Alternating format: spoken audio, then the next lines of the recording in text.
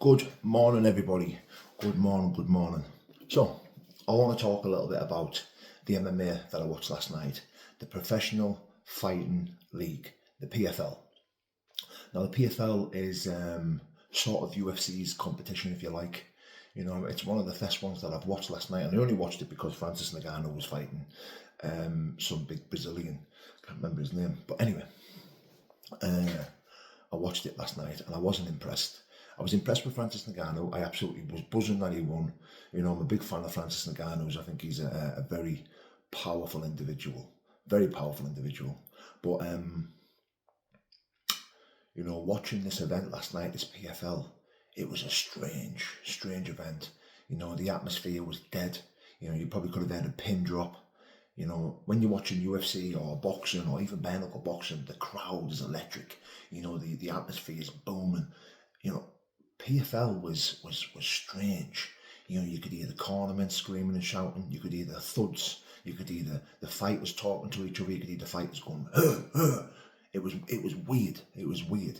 You know, it was very strange. I mean, the atmosphere uplifted a tiny bit when Francis Ngannou come out, but for me, that the level of fighting as well was nowhere near as good as the UFC.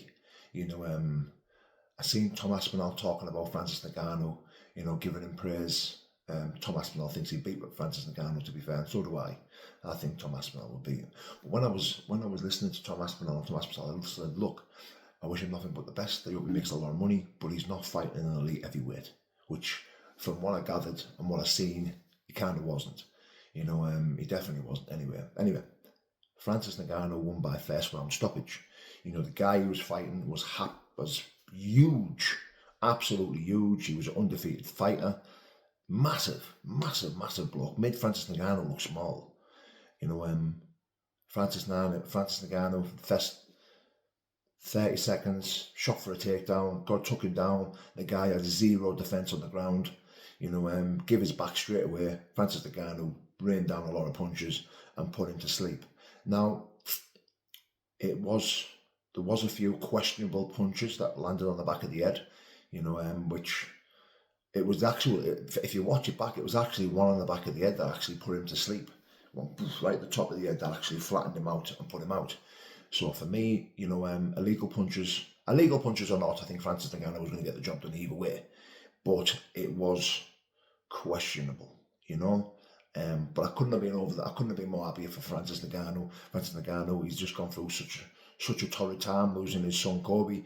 So I was really pleased and really happy to see him win. He was very emotional, you know, and I'm a big fan of Francis Ngannou's, and I want to see him doing really well. I'd love to see him come back to the UFC. I really would.